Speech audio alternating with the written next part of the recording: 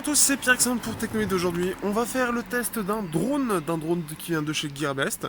Donc là j'ai pris deux moi-même tout simplement parce que j'avais envie de me dire, j'avais envie de tester un drone qui vaut je crois 24 $ aujourd'hui, puisque je l'ai pris il y a quelques temps maintenant, il y a quelques mois, je l'ai pris en plein été et en fait j'ai jamais pris le temps de faire le test. Donc ce petit drone qui, comme vous pouvez voir par rapport à ma tête, est assez gros, il est plus gros que ce que j'avais testé, donc un drone de Parrot qui était assez petit. Là on est sur quelque chose d'assez gros. Donc on va voir ça tout de suite, on va faire un petit point de vol. Alors j'ai l'avantage d'avoir en fait BMW qui s'est barré de pas loin de chez moi en fait. Et donc résultat je vais avoir un coin assez sympa pour tester en n'étant pas trop loin de chez moi et en ayant un espace assez large pour ne pas faire de dégâts avec ça. Parce que il se barre assez vite et voilà. Je tiens tout de même à dire que par rapport au petit Parrot que j'avais pu tester, celui-là est déjà il est plus, il concerne plus des gens qui sont, comment dire, qui connaissent déjà les drones et qui savent déjà comment se servir d'un drone qui est pas très assisté. J'y connais pas grand chose, je le rappelle aussi. Donc surtout n'hésitez pas à me reprendre, n'hésitez pas à dire votre avis par rapport à ce qui est mis là en avant. À savoir que donc là c'est quelque chose qui est quand même d'entrée de gamme. Hein. 30 euros, faut pas s'attendre à quelque chose d'exceptionnel. Donc là, on est sur quelque chose de vraiment pas cher et qui peut être sympa pour certains.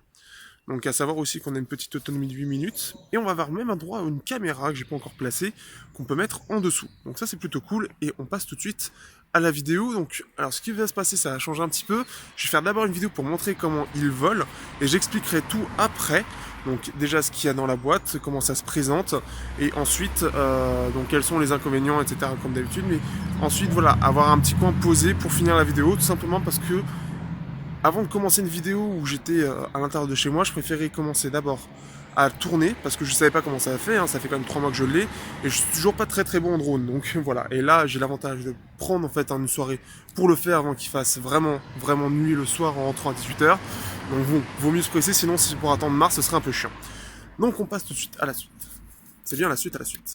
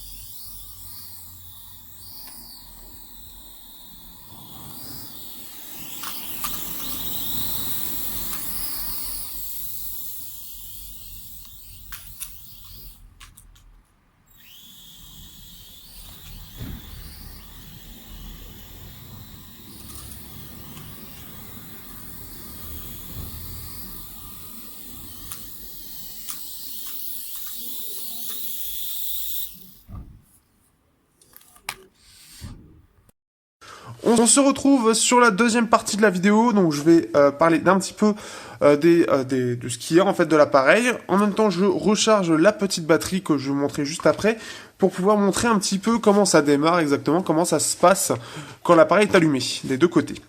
Donc tout d'abord, on va parler de la manette. Alors la manette, donc j'ai plus hop, non, c'est pas ça.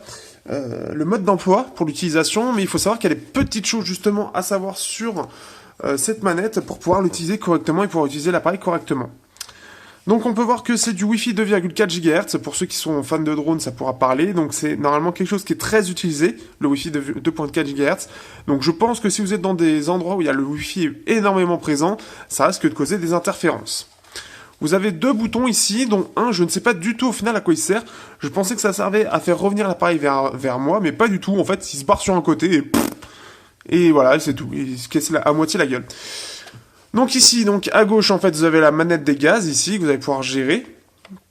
Donc vers le bas, c'est donc quand il est à 0, et pourrez démarrer l'appareil que quand il est comme ça. C'est-à-dire que c'est à partir de ce moment-là où, voilà, tout est à 0, donc on va pouvoir commencer à l'utiliser. Ensuite, vous allez pouvoir les gaz. Là, vous allez pouvoir tourner à gauche, donc vraiment faire de la translation, comme ceci. Et là, ça va être du déplacement, donc sur les côtés, donc comme ça. Et donc comme ça, forcément, en avant et en arrière. Donc en arrière, en avant, sur la droite, sur la gauche, et là tourner à gauche, tourner à droite. Alors, donc c'est une manette qui est plutôt bien. On a la petite chose supplémentaire à savoir, c'est ces petits boutons, donc vous vous demandez sûrement à quoi ça sert. Eh bien ça va servir en fait de régler l'inclinaison de l'appareil. Donc, alors, autant là je ne sais pas trop, autant ici en fait ça va permettre, si vous voulez que l'appareil penche plus, enfin qu'il aille plus comme ça, ou avoir quelque chose de vraiment neutre. Et ici, vous allez pouvoir gérer, donc si vous réglez comme ça, il va aller plus vers l'avant et vers l'arrière. Donc vous pouvez faire en sorte d'avoir quelque chose de stable, ou avoir quelque chose qui, au contraire, au décollage, aura une direction, donc c'est-à-dire qu'il va aller vers l'avant, vers l'arrière, et en plus de ça, vous allez pouvoir choisir comment. La chose à savoir, c'est que au départ, quand vous recevez l'appareil, il n'est pas réglé, donc c'est à vous de le faire. Donc c'est à vous de régler donc de façon latérale et de façon comme ça, de régler ces boutons-là. C'est mis en anglais sur le mode d'emploi, à quoi correspond chaque bouton.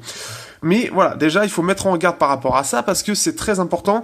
Ça va permettre vraiment de pouvoir régler avec précision l'appareil pour qu'il soit le plus stable et le plus à votre disposition possible. Donc déjà c'est pour des gens qui se connaissent déjà un peu en drone ou qui s'intéressent déjà pas mal à la technologie. Ceux qui veulent pas se prendre la tête déjà, par rapport par exemple aux Parrot que j'avais pu tester où c'était tout simple, là c'est à vous de faire le réglage. C'est vraiment fait pour des gens qui cherchent à avoir justement un avis, enfin avoir une base où on peut déjà faire pas mal de petites choses. Au niveau de l'alimentation, donc moi j'utilisais des piles rechargeables, mais il faut 4 piles classiques, donc des AAA, si je dis pas de bêtises. J'aimerais bien tourner, là je n'ai plus le nom, mais c'est les piles classiques qu'on a. Donc, les piles moyennes.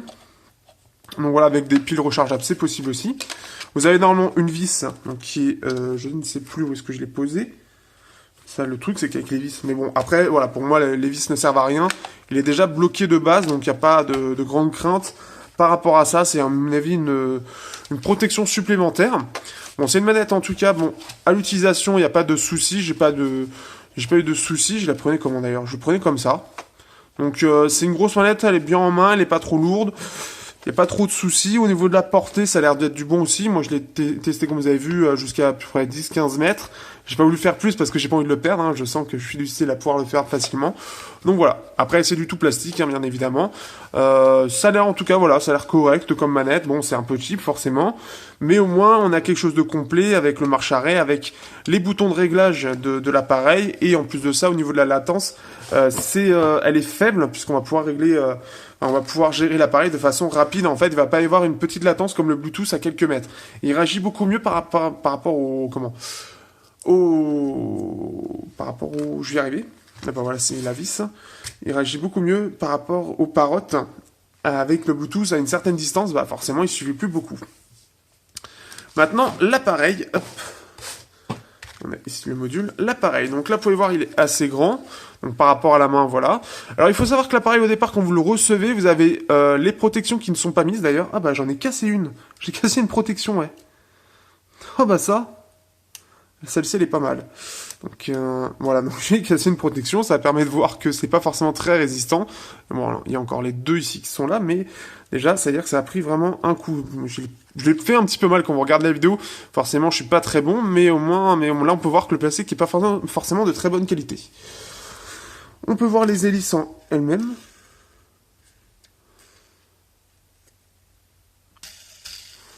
J'ai cru qu'il y avait un petit souci, mais ça a l'air d'aller. En tout cas, bon, ça a l'air d'être un drone qui a pas l'air très très résistant dans le temps. Hein. J'ai fait que quelques petits trucs là. Ça a l'air d'avoir pris un petit coup au niveau du moteur ici. Je sais pas trop.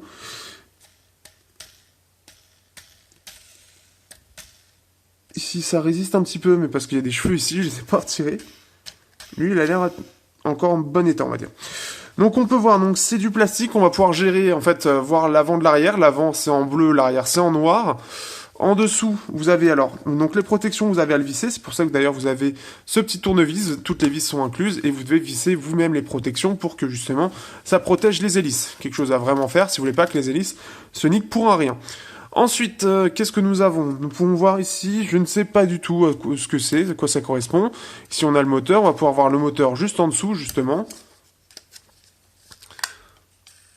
Donc voilà, juste ça. On a ici les LED.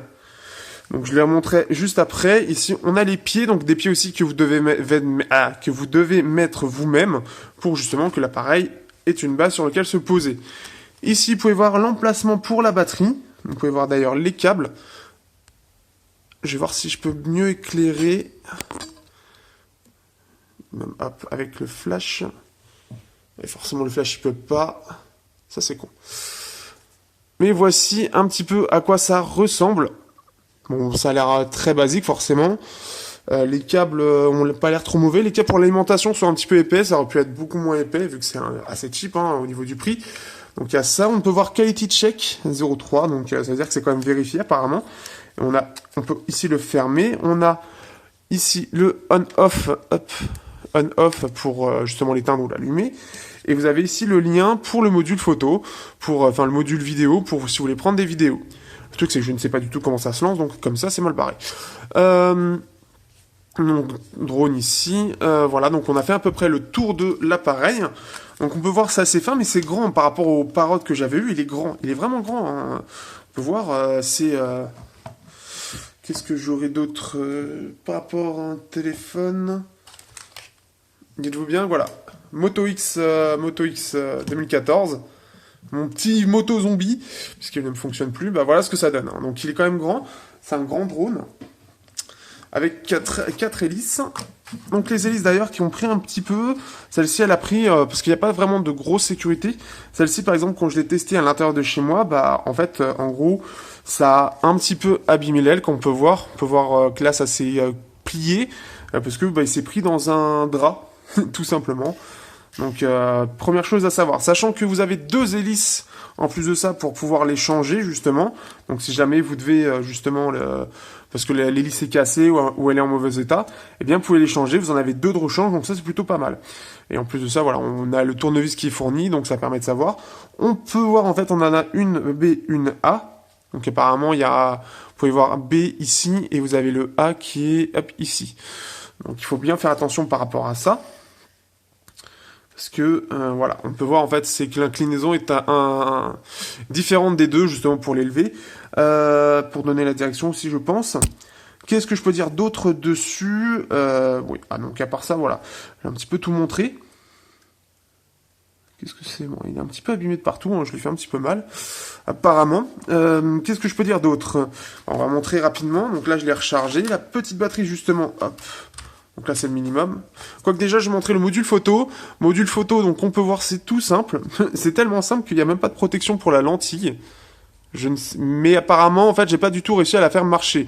Je l'ai mise dans l'appareil, ça montre bien que c'est alimenté, mais donc pour moi, il ne fonctionne pas. Donc en gros, comment ça fonctionne? Bah tout simplement, vous mettez votre carte SD, et puis après, bah comme j'ai plus le mode d'emploi, ça se trouve, j'avais un bouton activé, je ne l'ai pas trouvé déjà, parce que ici, il y a des choses, mais voilà, c'est-à-dire on a un trou ici, mais je ne sais pas à quoi il sert. Et voilà, je ne sais pas du tout quoi en penser de ce module. Il ne marche pas, tout simplement, pour moi. Donc ça se trouve... Ah, bah c'est peut-être... Je sais pas. Je ne sais pas. En tout cas, il y avait un module, mais il ne fonctionne pas. Bon, c'était déjà énorme qu'il y en ait un. Module 480p au passage. HD caméra, non, c'est pas du 480p.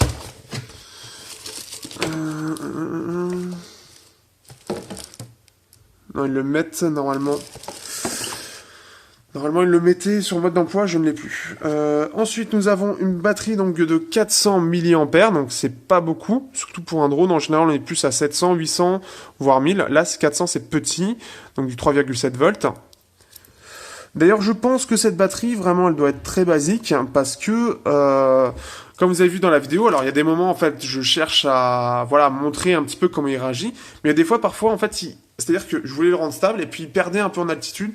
Je pense que la batterie doit être mal alimentée, donc soit c'est le câblage qui est mauvais, soit c'est la batterie qui est de mauvaise qualité. Et résultat, bah parfois en fait l'appareil n'est pas stable. J'ai beaucoup de mal à stabiliser l'appareil, donc ça c'est un petit souci. Donc ça peut venir aussi de moi, mais bon, l'appareil, la puissance avait l'air de fluctuer assez régulièrement. Alors, on va remettre la batterie si j'arrive. Donc ça, c'est une chose à savoir.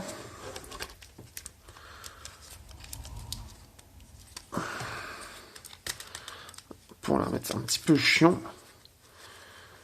Donc là, on branche la batterie. Ici, comme vous pouvez voir, le petit connecteur.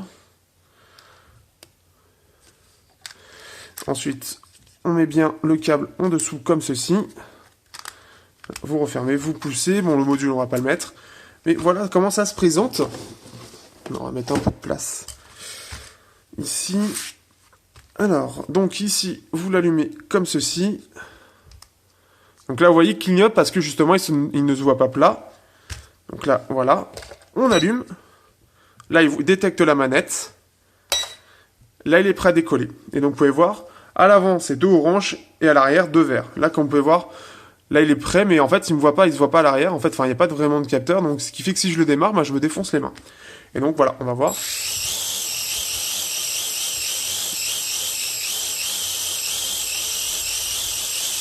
Là, c'est un petit peu bizarre au niveau du son. Ça a l'air de fluctuer très régulièrement. Allez, on peut la décoller. On va éviter. Vous voyez, c'est un petit peu dur d'avoir quelque chose de stable.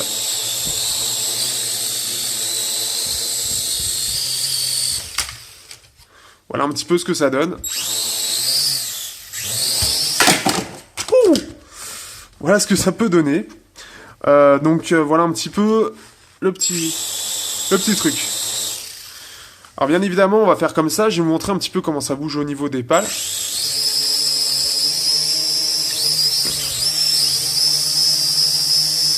Là, il va essayer de redresser ici. Il arrête là.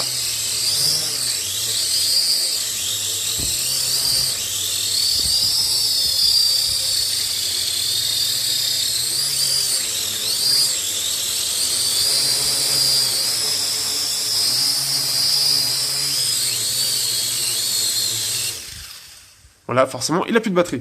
Et juste pour que vous voyez un petit peu, vous entendiez un petit peu comment ça fonctionne. Là, on peut voir, donc là, il dit qu'il n'a plus de batterie, justement. Là, justement, vous voyez que je le remets à 0. Là, il dit justement qu'il est à court de batterie, donc ça, c'est la petite chose.